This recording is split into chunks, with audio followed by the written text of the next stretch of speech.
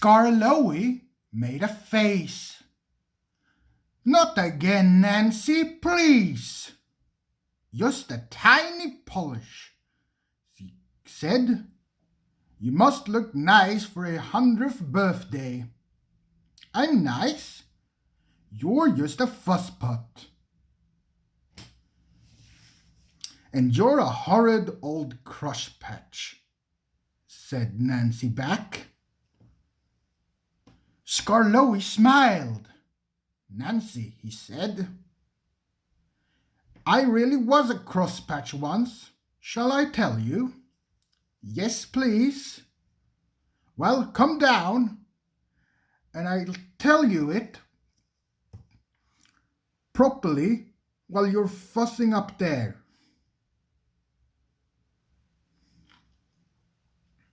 "Just 5 minutes then, no longer."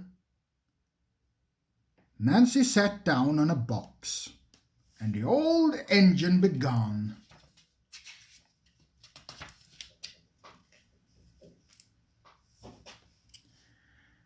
Tally Flynn, Dolgar, Renius, and I were built together in England.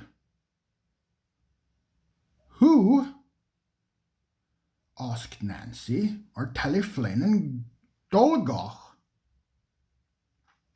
"Tally Flynn is my twin. Dolgar is Renius. Their railway is a town in Wales. They're 100 too. They were green and we were red." Tally Flynn and I had 4 wheels then, and no cab. We thought we were wonderful, and talked about how splendid we look pulling coaches. "What about trucks?" asked Nancy. Scarloey chuckled. "We had no use for them," he said.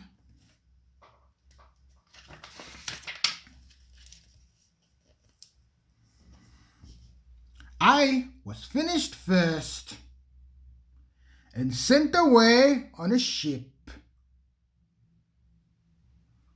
I didn't like that. It wobbled dreadfully. At the port, the big railway kept me waiting. They had no cranes to lift me out. It wasn't the Fat Controller's railway then. He would have managed things much better." "What did they do?" asked Nancy. "They used the ship's derricks. They nearly turned me upside down," said Scarloey indignantly. "They left me hanging while they arranged the truck."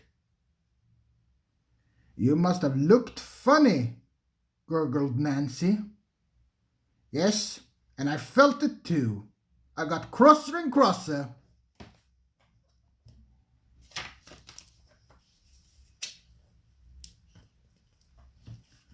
They fastened me to the truck at last. An engine took me away. His name was Neil. He was ugly but kind, and we were soon friends. "So you're bound for the wee railway," he said. "Yeah. You must put some order into those trucks. The haverns they make, you hardly believe." I didn't like the sound of that, but, I was too tired to say anything. Plenty of people was waiting when I got there, but they weren't used to engines back then. And It was dark before I was on my rails. Then they left me there, lonely and unhappy, wishing that Renias would come.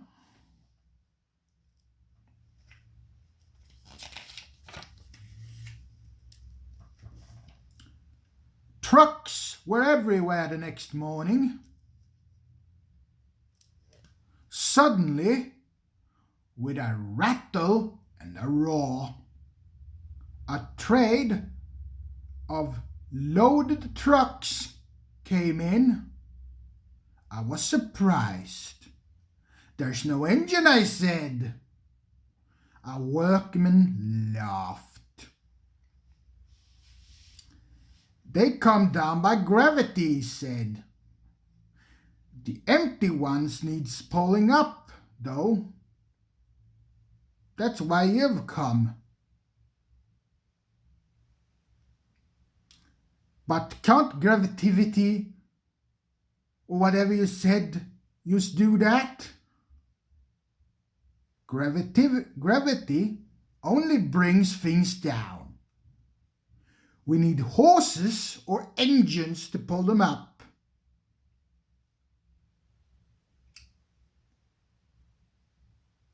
"Wait, what?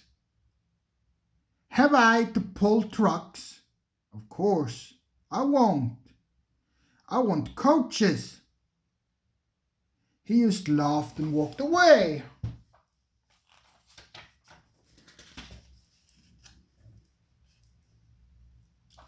Soon Mr. Mac, the manager, arrived with some men.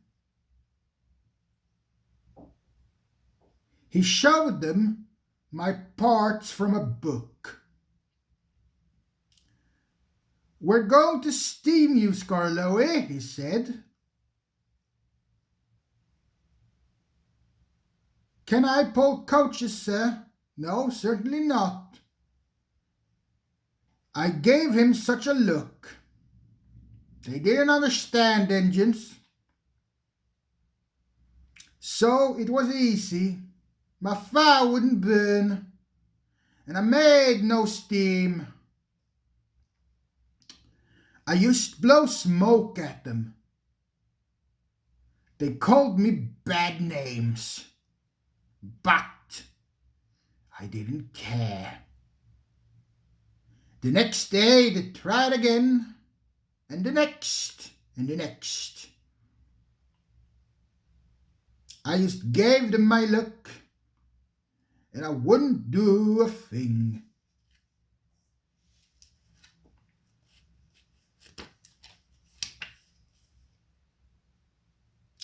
At last, Mr. Mac said, "Very well, be a Crosspatch. But we're not going to be looking at your sulky face all day. We'll cover you up and leave you till you're a better engine." "They did too," chuckled Skarloey. "They fetched a big tarpaulin and covered me right up. I didn't like that at all." "I think it served you right," said Nancy severely. "Never mind her, Skarloey. Please tell us what happened next." Nancy turned in surprise. A group of people had quietly come up to listen while Skarloey was telling her his story.